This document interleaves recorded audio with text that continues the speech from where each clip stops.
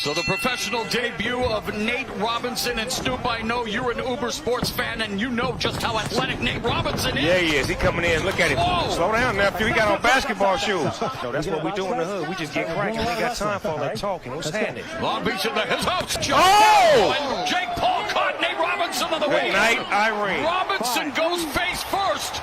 Lord have mercy. Be careful, Nate. Be careful. Be careful. Be careful, Nate. Tackle. Be careful. It's like one of them hood fights, but you got to be careful, Nate. Caught him. Oh, my God. Down. Lord have mercy. Robinson. Oh, Jesus. Oh, Lord. Snoop, talk about dropping it Precious like it's hot, baby. Lord, take my hand.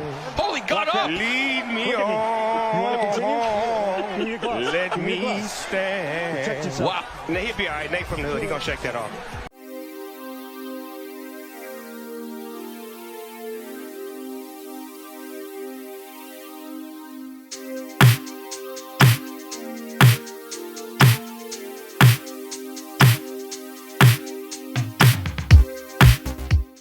Hey guys, welcome to my channel. We are going to talk about today the announcing from Mike Tyson versus Roy Jones Jr. at the Legends Only League. On the main announcer table we had Mauro Ranallo, we had Sugar Ray Leonard, and we had Israel Adesanya. For the final two bouts we had Snoop Dogg as guest commentator.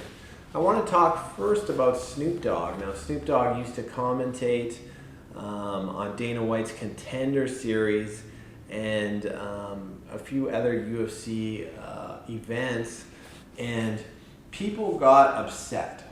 MMA fighters got upset, fans got upset, because although Snoop Dogg can be funny at times, he was disrespectful to a lot of the fighters. 50-0, nigga. The motherfucking champ, nigga. 50-0. Fuck that motherfucking punk ass McGregor, you bitch. Fuck him. Motherfucking champ, nigga. Yeah, nigga. That's what you get for coming to a motherfucking gang fight with a butter knife, you bitch ass motherfucker. Fuck you, nigga.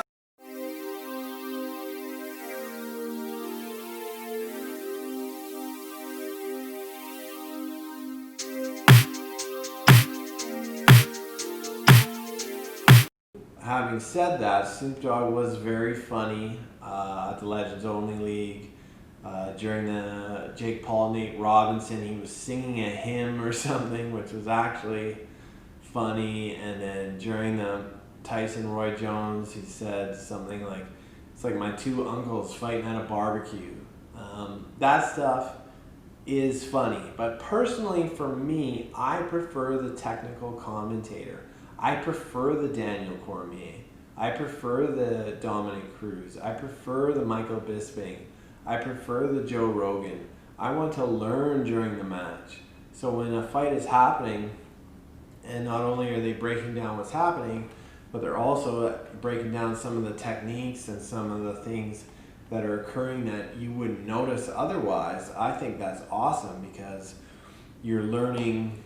As the UFC grows, you're growing too. You're learning what the new moves are. You're learning some of the techniques, and same thing with boxing. Like, it's the sweet science. So I want to, personally, I want to hear what Sugar Ray Leonard has to say.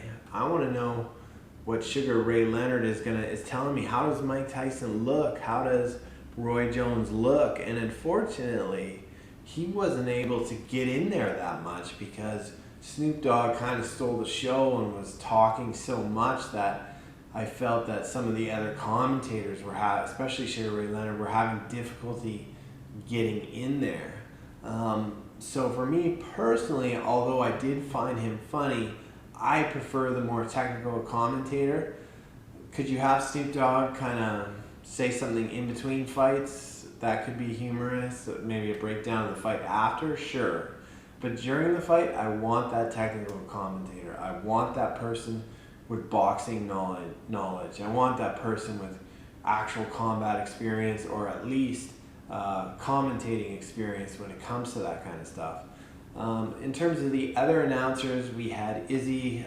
Izzy was good. It's his first big announcing kind of gig, so you can't be too hard on him, too much pressure. Overall, he was quite good. he did say this one line over and over, which was this ain't vanilla, it's Thriller or something. He said it so many times, I was like, okay. It's an exhibition, quote unquote. Fuck all that shit. This is a fight. This is Thriller. This ain't vanilla. But I think he was nervous, so I don't blame him for that. Overall, for his first big commentating card, he did well. And Mauro Ranallo was like the MC of the event. So he had a little bit of hiccups here and there, but I don't think it was his fault because the event was run so weird. Like in between each bout, you'd have like half an hour, 40-minute breaks of like concerts and rapping and you know, not that that's bad, but it's not like it's going from fight to fight. So Mauro Ranallo is the MC of the event. I felt he had a big challenge ahead of himself to keep the flow of the event going. But you know, he's a professional. He still did well. So as I was saying before, Coach Kavanaugh, he wasn't a big fan of Snoop Dogg. He posted like, why is this guy commentating when he has no fight experience? Something like that. I'll find the tweet and I'll post it.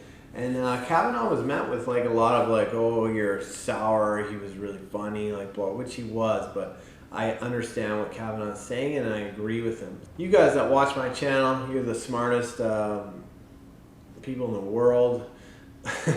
What do you think? Do you think Snoop was good as a commentator and that he should be kept on as a leading commentator for the fights?